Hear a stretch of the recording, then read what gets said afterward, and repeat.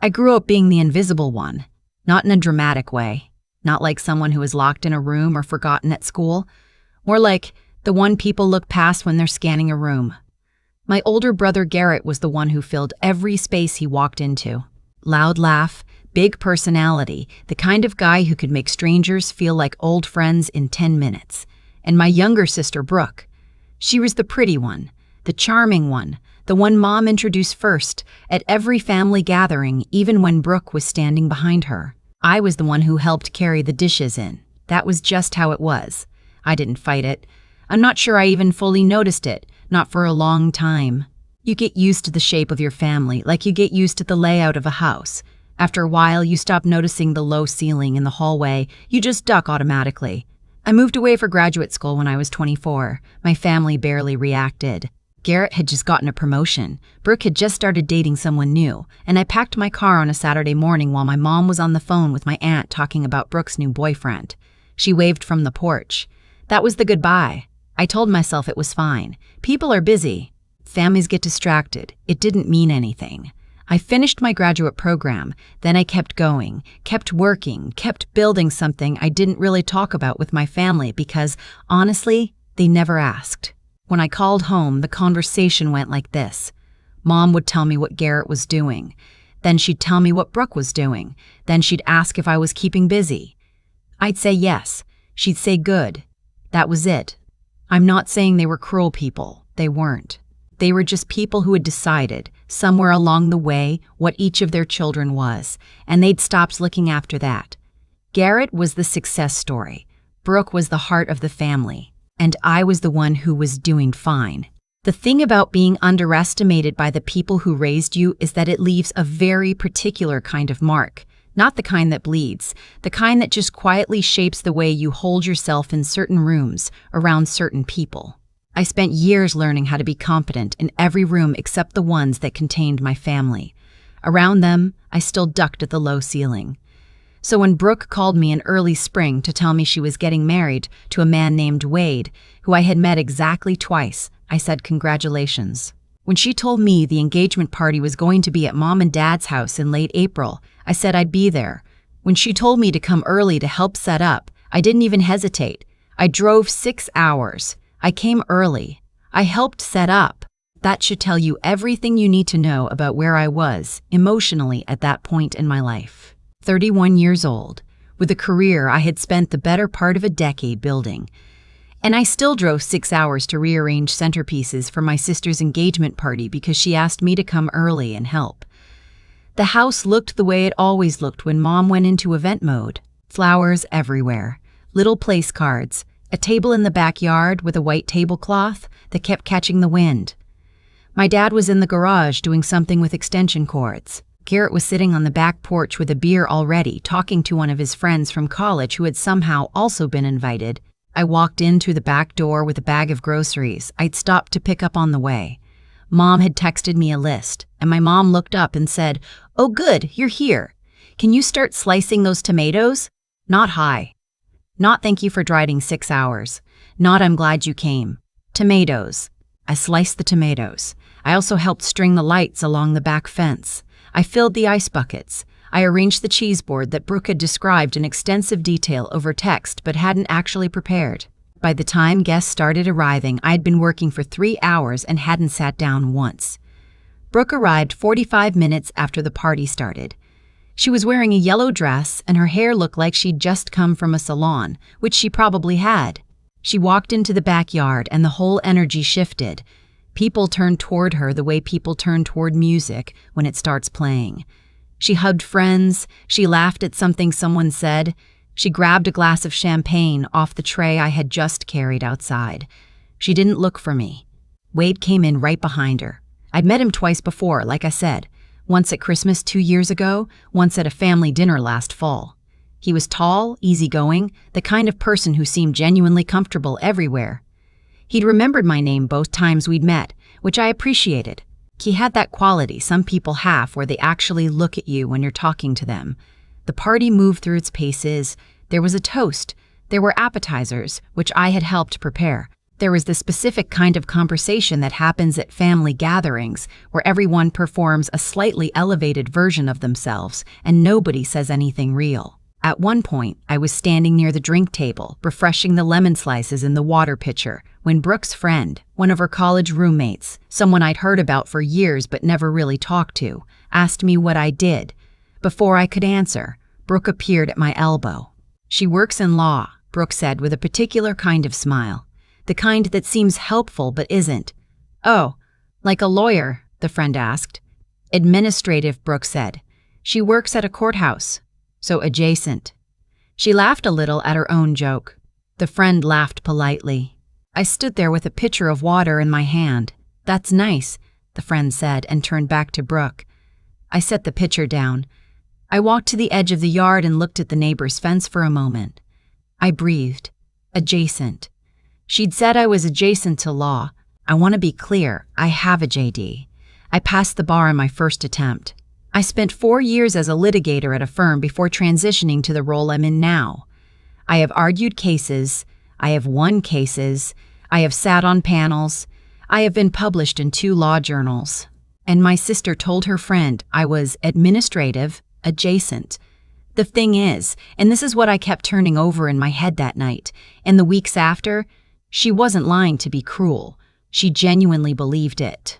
That was what she had decided I was years ago, and she'd never revisited that conclusion, because why would she? I hadn't pushed back. I just kept slicing tomatoes. I went back to circulating. What else was I going to do? About an hour later, I was talking to one of my dad's colleagues, a retired man who asked thoughtful questions and actually listened to the answers. When Wade came over, he was holding a glass of wine and looked comfortable, the way he always seemed to look. "Hey," he said, "I don't think we've really gotten to talk tonight. I keep meaning to come find you."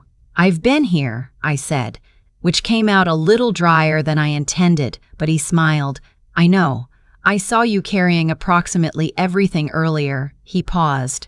"I wanted to ask you something, actually. I looked you up after Christmas. I hope that's not weird, because I remembered you mentioning that you worked in law, and I wanted to know more about the field I'm about to be married into." I didn't know what to say to that, so I just waited. "You work in federal court, right?" he said. I wasn't sure I had the right person at first because the name, your last name. Brooke's last name is different now from when she changed it, so I wasn't making the connection. But I found your name listed on a case from about 2 years ago, and then a couple others. He looked at me. "You're not administrative, are you?" It wasn't a question exactly, more like someone who had done math and arrived at a conclusion and was just checking the work. "No," I said, "I'm not." He tilted his head slightly. "What's your title?" I told him. He blinked. He looked at me for a second in a way that was very different from how anyone had looked at me all evening. Then he turned and looked across the yard at Brooke, who was laughing at something near the back door, champagne in hand. Then he looked back at me. "Does she know?" he said. "She knows I work in law," I said. He was quiet for a moment. "Does your family know?"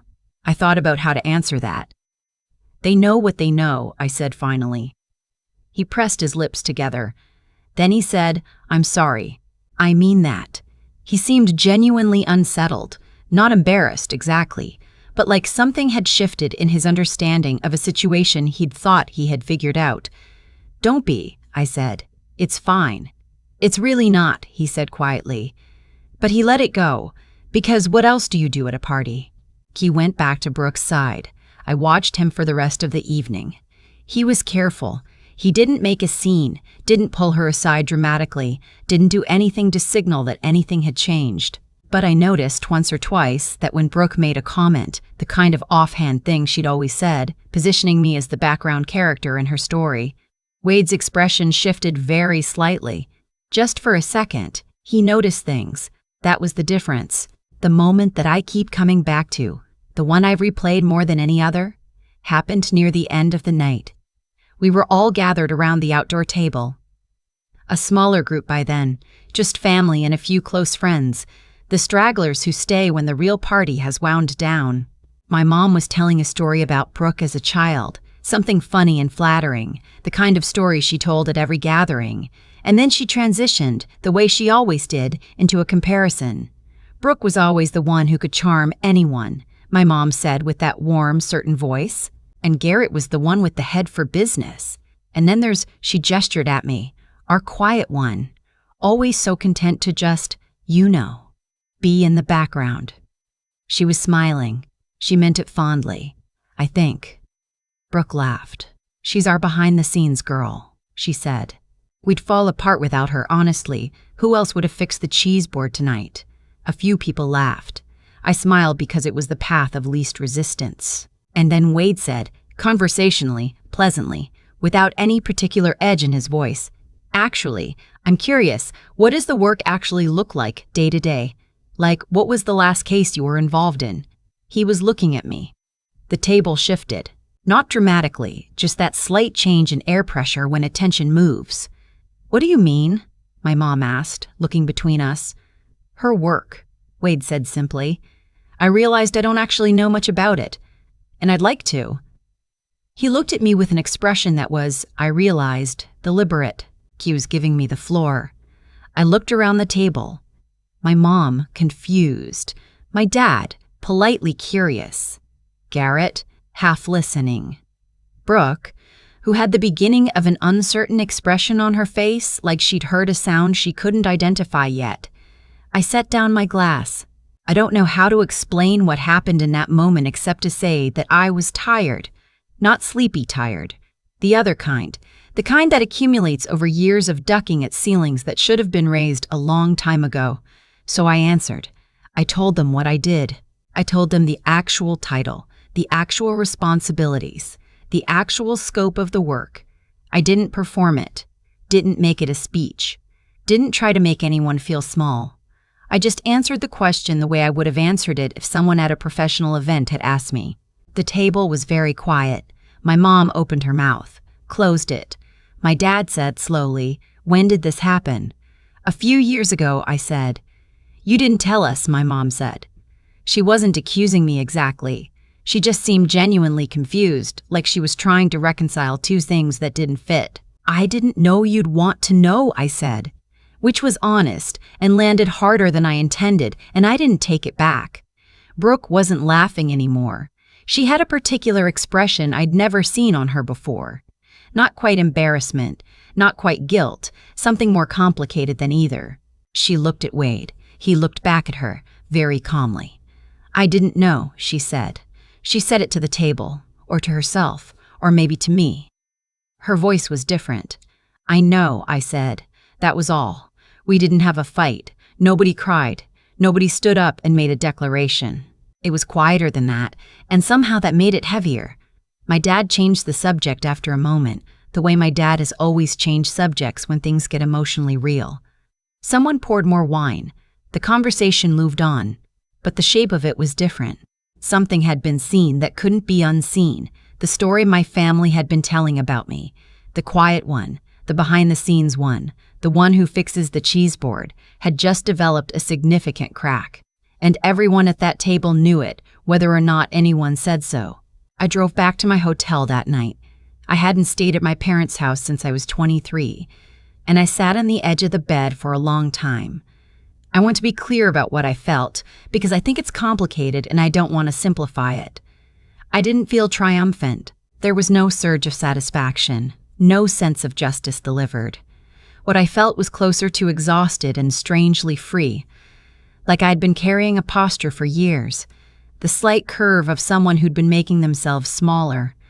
And for one evening I had just stood up straight, and now I was tired from it. I also felt sad. I am still sad about it, if I'm honest, because the thing you realize when your family finally sees you is that you start doing the math on all the years they didn't, and the math is not kind. My mom called me 2 days after I got back home. She asked how my drive was. She asked if I'd eaten. Then she said, quietly, I didn't realize how far you'd gone. In your career, I feel like I missed it. You did miss it, I said, not unkindly, just truthfully. She was quiet for a moment. I should have asked more. Yeah, I said.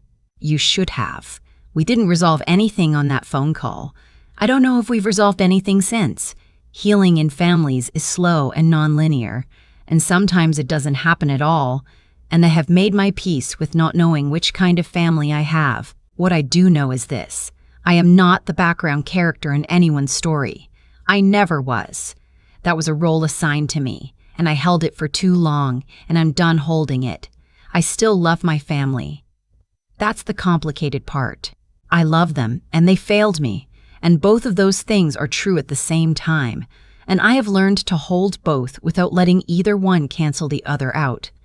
Wade, for what it's worth, sent me a message the week after the party. Just a few lines. He said he was glad he looked me up. He said Brooke was still processing. He said he hoped that things would be different going forward, and that he intended to make sure they were, at least when it came to his household. I appreciated that more than I expected to. I'm not looking for my family to become something they're not. I don't need a dramatic reconciliation scene, or a tearful apology, or a moment where everyone sits down and finally sees me the way I deserve to be seen. Those things would be nice. They might still happen, but I stopped waiting for them a long time ago. What I'm looking for, what I've been building, quietly, for years, is a life that doesn't require their approval to feel real. I think I'm getting there, and if you've ever been the quiet one in your family, the one who gets handed the pitcher and pointed toward the tomatoes, I want you to know something. The story they tell about you is not the story. It's just the one they had access to, because it was the easiest one to see. You are not behind the scenes. You are not adjacent. You are the whole thing. I've thought a lot about what actually happened that night. Not the surface of it, not the dinner table and the champagne and the white tablecloth catching the wind, but the deeper mechanics of it. Why it unfolded the way it did. Why it took that long. Here's what I keep coming back to. The way people treat you is almost always a reflection of the information they've chosen to hold on to. My family had decided who I was a long time ago, and every year I stayed quiet. Every time I showed up early and carried the groceries and sliced the tomatoes without complaint, I was handing them new evidence for the same old conclusion.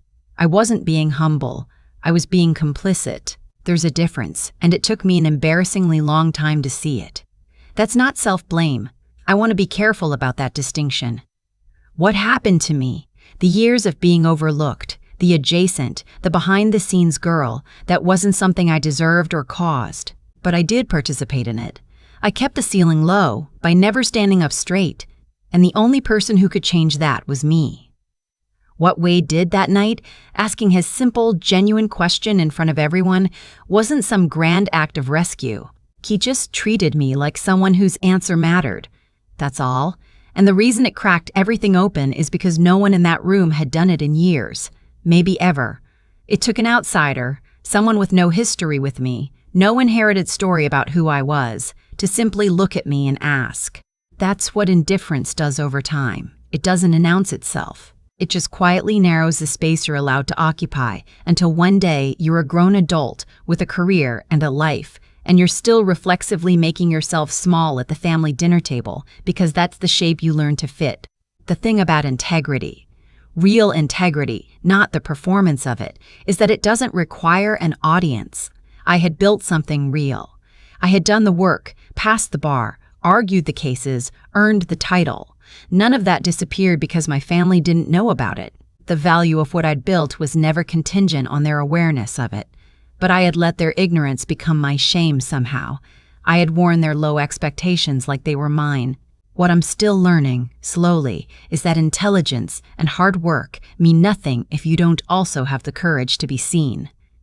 Not for ego, not for recognition, but because staying invisible, by choice, out of some misguided attempt to keep the peace, is its own kind of dishonesty. It lets other people's stories stand unchallenged. It lets the wrong version of you become the only one on record. Brooke didn't mock me because she was a cruel person. She mocked me because she had no idea who I was, and I had never corrected her. That's the uncomfortable truth I've had to sit with. I don't know exactly where things go from here with my family. My mom's phone call was a start, maybe. These things move slowly. But I know this: I am done preemptively shrinking to make other people comfortable.